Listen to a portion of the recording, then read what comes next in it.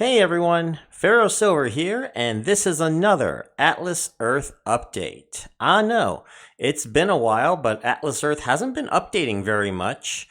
But they did update today and just rolled out the all-new fishing minigame version 2.0. And today we're breaking down what changed, what's good, what's not, and practical tips. But before we get started, y'all know what I gotta do. I had to roll this video out about an hour before I found out. So yes, I just found out an hour ago about the new fishing minigame. So yeah, why don't you help me out here with a like to the video and subscribe to Pharaoh Silver and turn on the notification bell icon for more Atlas Earth content. Okay, so previously, fishing in Atlas Earth was a simple spinning cursor minigame. You'd wait for the fish to appear, try to tap and catch as many as you can in under 40 seconds, which usually was about a fixed 16 to 17 fish or so, and hope your timing and connection held up. It was slow, noticeably slower than all other minigames except for rock, paper, scissors, and you'd often feel at the mercy of lag and hit detection to even finish in the top 500 at times.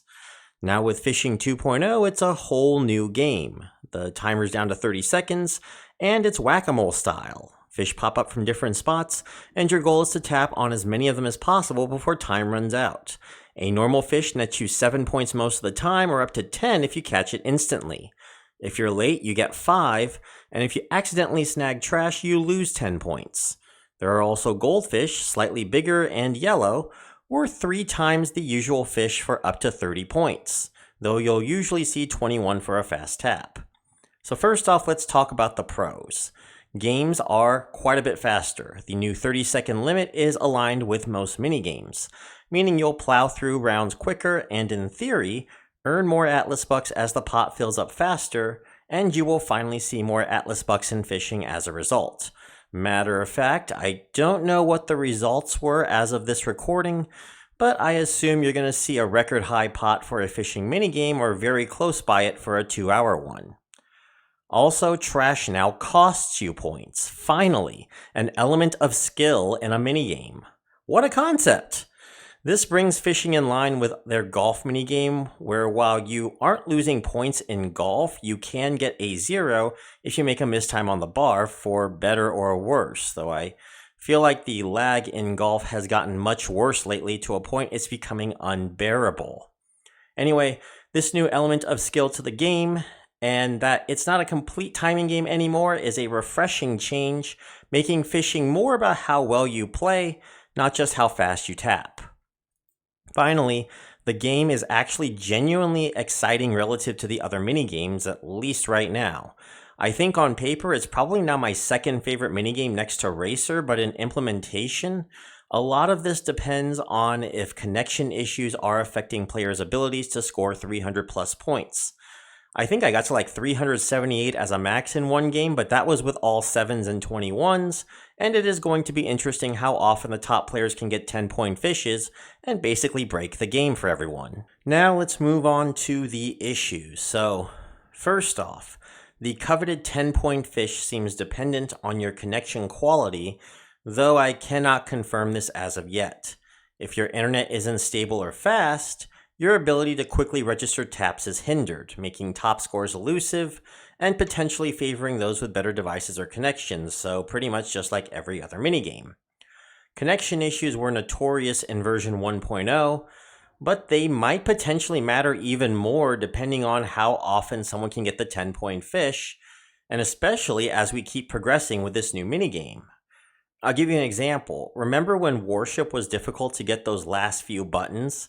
But now everyone in the top 50 can hit perfect games, game in, game out? It will be interesting to see if we see this happen in this new incarnation of fishing by this time next year. Also, hitboxes are inconsistent, especially if you hold your device in the air. Even though the game encourages quick reactions, mechanically, you might struggle if your taps aren't being recognized. Now, a pro tip I got from Annalise that I found actually worked is to keep your phone flat when playing. This simple move helps mitigate tap registration issues. Don't try it at an angle or midair, just keep it steady, and you'll notice fewer missed taps, though again, this isn't 100% foolproof. Another tip from me, I noticed that might help your hit rate is to look at the circle that forms around each fish as they come up. It's very similar to the circle you see from your astronaut, except much faster, and try to hit within that circle. This works at least 95% of the time for me this way, so try doing that and you should also see fewer hits. But overall, compared to fishing 1.0, which was already lag prone and frustrating with hit detection, fishing 2.0 definitely feels more dynamic and engaging. The faster pace means less downtime, and the risk of losing points adds competition. But the big question mark is how connection dependent the new fishing is. The old fishing was the worst in connection dependency of any of the minigames, to a point that you could score perfect every single game and still struggle to finish in the top 100 if your connection wasn't good enough. I mean, you had players in the top 500, like 300th to 400th place, that were scoring perfects. That's not to mention you could land on top of the cursor sometimes and it still wouldn't give you the point. Now, a lot of this is going to come down to the perfect score of 10 points a fish. If getting the 10-point fish truly depends on internet speed or the server's feedback, that's a critical flaw that it will share with most of the other minigames, especially for those on less reliable networks. It's hard to judge whether this is just perception though, because we're so used to that or not. Again, we've only had one game so far, and I guess only time is going to tell. But overall, the new fishing minigame does have potential in my opinion. Faster gameplay, actual skill rewards, and punchier sessions put it closer to what modern mobile minigames should be. But with tap recognition and connection fairness still major shortcomings, only time and maybe future bug fixes will tell if it truly lives up to its promise or remains a source of disappointment for the hardcore crowd. Alright everyone, that is the video. Let me know what you think in the comment section below about the new fishing minigame. How did you do, by the way? I didn't place at all tonight because I spent the entire time working on this new video. You're welcome.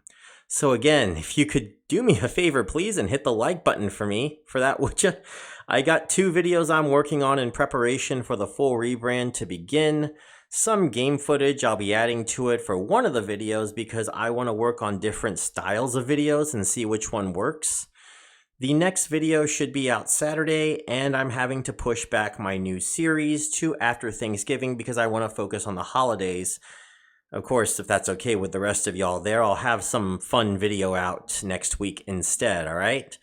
Also, big thanks to my patrons, Disturbed Doge, the T99/Sogwolf, Kristen O'Neill, Ashley Stanfield, Josh42, and Board Game Sports Network. If I do not have that board up there somewhere, if so, great. If not, I apologize. That's pretty much it, everyone. I'm Pharaoh Silver signing out, and I'm going to see you all in the next video. Bye, everyone.